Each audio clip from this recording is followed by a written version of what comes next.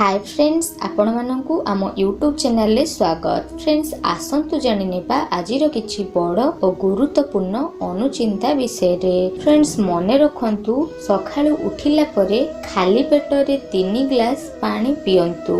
देखिबे आपणको अंतरर शक्ति एपरि कले जागृत होई थाए। 1 ग्लास पानी गाधेइबा पूर्वरु किंबा गाधेइबा परे पीले ब्लड प्रेशर समस्या नियंत्रण होई थाए। फ्रेंड्स, मने रखंतु 2 ग्लास पानी खाइबार आधा घंटा आगरु पीले खाद्य भल हजम होई थाए।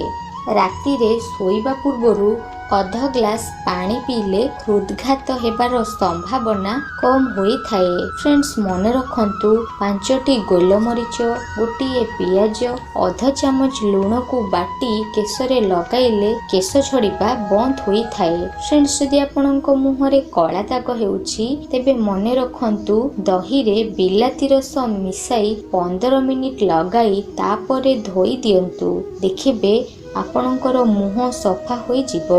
फ्रेंड्स, मुहर रंग को सफा करिबा पई हेले आलूर रस को राति रे सोइबा पूर्वरु मुहरे लगांतु।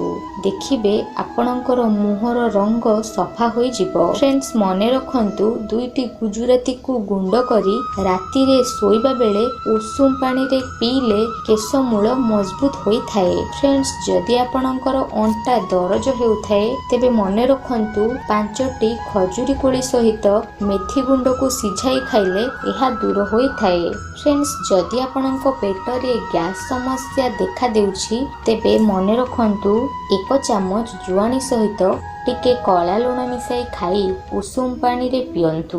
देखिबे आपणक पेटर गैस समस्या दूर होई थाए। फ्रेंड्स, रोषेई करि सारिबा परे सर्वदा चूल्हा को भल भाबरे सफा करि नियंतु। एहा करिबा द्वारा घरे सुख समृद्धि बुद्धि पाई थाए। फ्रेंड्स, राति रे रोषेई घरे केबे भी ओइठा बासन रखंतु नाही, नचेत एहा गृह पाई अशुभ होई थाए। फ्रेंड्स, मने रखंतु केबे भी भंगा बासन रे खांतु नाही किंबा रोषेई करंतु नाही, नचेत एहा आपणक पाई और आपणक परिवार पाई अशुभ होई थाए। फ्रेंड्स, रोषेई घरे केबे भी औषध और पूजा स्थान रखंतु नाही, नचेत एहा आपणक गृह पाई अमंगल होई थाए। फ्रेंड्स, मने रखंतु घरर उत्तर पूर्व कोण रे काच पात्र रे लूण रखिले अत्यंत शुभ होई थाए एवं आपणक घरर आर्थिक समस्या मध्य दूर होई थाए। घर भितरे महादेवंक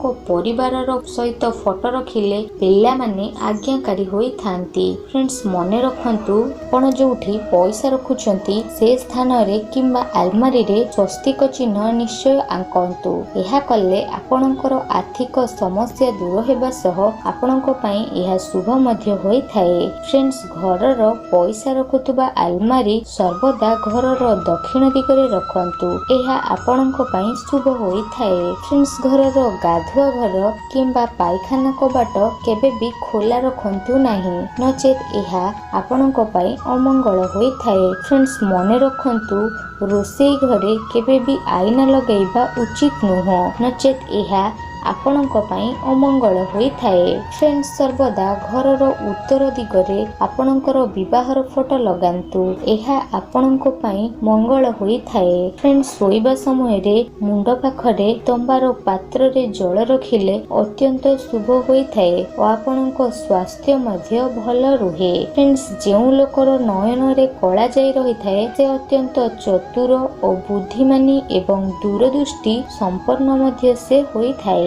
जेउ लोकर पाद तले कला जाई रही थाए से अशिक्षित और धन नष्टकारी होई थाए। जेउ लोकर डाहाण पाद उपरे कला जाई रही थाए से सदा बेले भ्रमण करिबा को भल पाई थाए। फ्रेंड्स, जेउ लोकर कान रे कला जाई रही थाए से लोक मिष्ठभाषी और धर्मपरायण होई थाए। जेउ लोकर पृष्ठ भाग रे कला जाई रही थाए से लोक धीर स्वभाव, दानी और सुख भोग मध्य करि थाए। फ्रेंड्स, जेउ ଲୋକର ଜାନୁରେ କଳାଜାନି ରହିଥାଏ ସେ ବଳିଷ୍ଠ ଓ ପରୋପକାରୀ ହେବା ସହ ଅତ୍ୟନ୍ତ ସୁଖ ମଧ୍ୟ ଭୋଗ କରିଥାଏ। ଫ୍ରେଣ୍ଡସ୍, ଯେଉଁ ଲୋକର ନାକର ବାମ ପଟେ କଳାଜାଇ ରହିଥାଏ ସେ ଦୈବ କୃପା ଲାଭ କରିଥାଏ ଓ ସେ ମାନ ସମ୍ମାନ ମଧ୍ୟ ଲାଭ କରିଥାଏ। ଫ୍ରେଣ୍ଡସ୍, ଯେଉଁ ଲୋକର ଆଖି ତଳେ କଳାଜାଇ ରହିଥାଏ ସେ ଅଧ୍ୟବସାୟ ଓ ପରିଶ୍ରମୀ ହୋଇଥାଏ। ଯେଉଁ ଲୋକର ତଳ କିମ୍ବା ଉପର ଓଠରେ କଳାଜାଇ ରହିଥାଏ ସେ ବିଳାସମୟ ଜୀବନ କାଟିବାକୁ ସର୍ବଦା ଭଲ ପାଇଥାଏ। ଫ୍ରେଣ୍ଡସ୍, ଯେଉଁ ଲୋକର ଦକ୍ଷିଣ ବାହୁରେ କଳାଜାଇ ରହିଥାଏ ସେ ଲୋକ ଧୈର୍ଯ୍ୟଶୀଳ ଓ ଶାନ୍ତ ପ୍ରଭାବର ହୋଇଥାଏ। ଯେଉଁ ଲୋକର ନାକର ଦକ୍ଷିଣ ଭାଗରେ କଳାଜାଇ ରହିଥାଏ ସେ ଦୀର୍ଘାୟୁ ହେବା ସହ ଅଧ ବ୍ୟବସାୟୀ ମଧ୍ୟ ହୋଇଥାଏ। ଯେଉଁ ଲୋକର ଦକ୍ଷିଣ ବକ୍ଷରେ କଳାଜାଇ ରହିଥାଏ ସେ ବିଦ୍ୟାବାନ ହୁଏ ଓ ଦକ୍ଷିଣ ପାଦରେ ଥିଲେ ଧନବନ୍ତ ଓ ଜ୍ଞାନବନ୍ତ ହୋଇଥାଏ। ତ ଫ୍ରେଣ୍ଡସ୍, ଏ ଥିଲା ଆଜିର କିଛି ଅନୁଚିନ୍ତା ବିଷୟରେ। ଯଦି ଏହାକୁ ଆପଣମାନେ ପାଳନ କରନ୍ତି ତେବେ ଆପଣଙ୍କର ଓ ଆପଣଙ୍କ ପରିବାରର ମଙ୍ଗଳ ହୋଇଥାଏ। ଧନ୍ୟବାଦ।